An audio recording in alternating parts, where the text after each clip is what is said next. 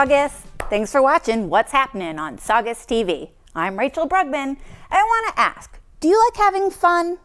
If you thought yes, then you must come to 30 Main Street in Saugus to learn the art of video making in a fun environment. You don't need to know anything about TV or movies. The beauty is we will show you. Awesome!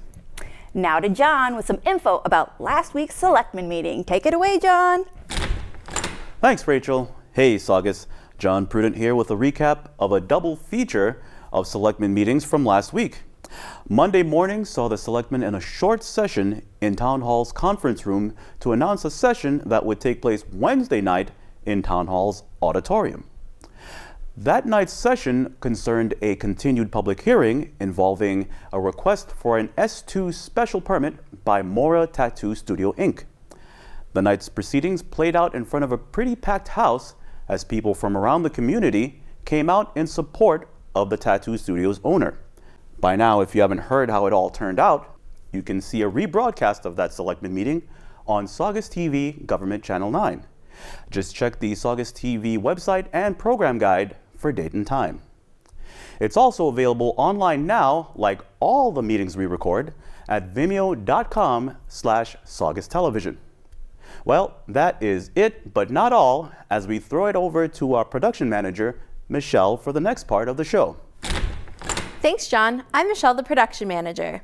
Last week, I filmed the Finance Committee's weekly meeting.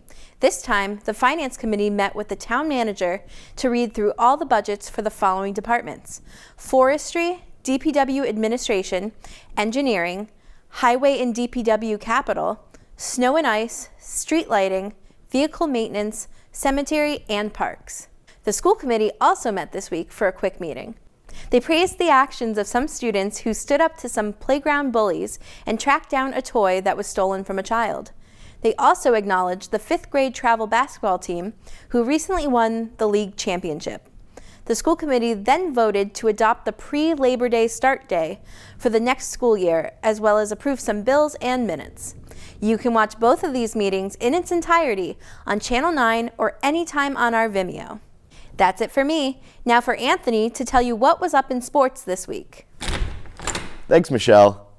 What's happening, Saugus? Sports producer Anthony Moschella here with a quick little update for all of our Saugus sports fans. Last week, we started our spring coverage off with a scrimmage over at Parchers Field as the Sachem's varsity softball took on the Wakefield Warriors.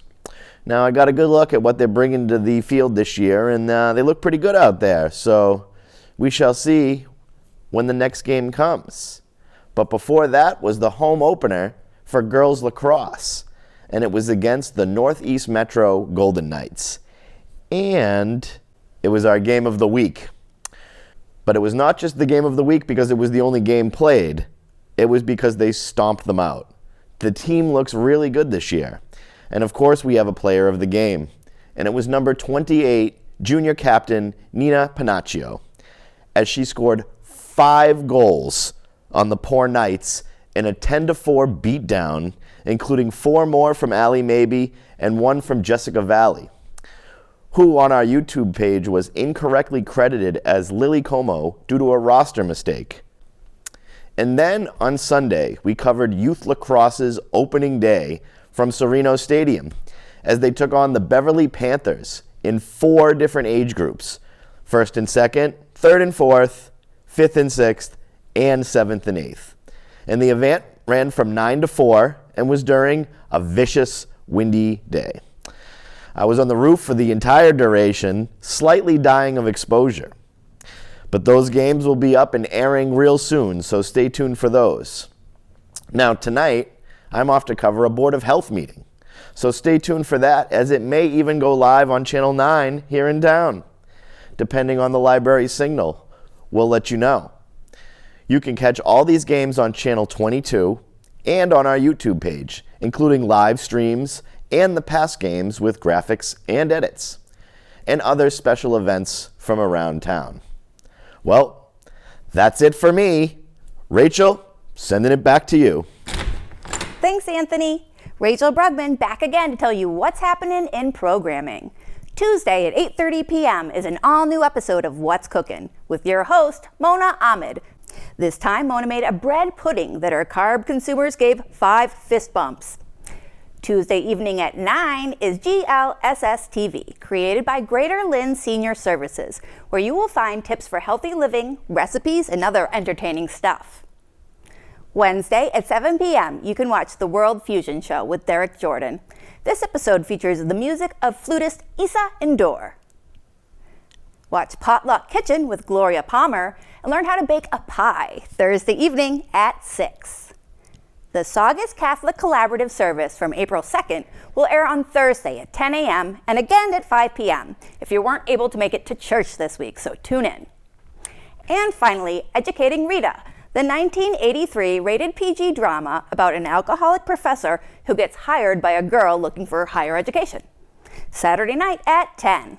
This week on Channel 9, Tuesday at 4:30 p.m. will be the Board of Health meeting from the 4th, followed by a live Board of Selectmen meeting at 7 p.m.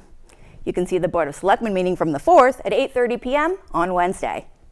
Thursday will be the Finance Committee meeting from the 5th at 8:30 p.m. And the Planning Board meeting from the 6th will air at 8:30 p.m. on Friday. On Channel 22, you can watch a youth lacrosse game from April 4th at 8:30 p.m. on Tuesday. You can also see a Saugus High School varsity baseball game versus Northeast Metro Tech at 8:30 p.m. on Thursday night. That's what's happening this week in programming. To see more dates and times, visit saugustv.org. We'll see you at 30 Main Street in Saugus when you stop by for a tour. It will be our pleasure to show you around. Thanks for watching, everyone.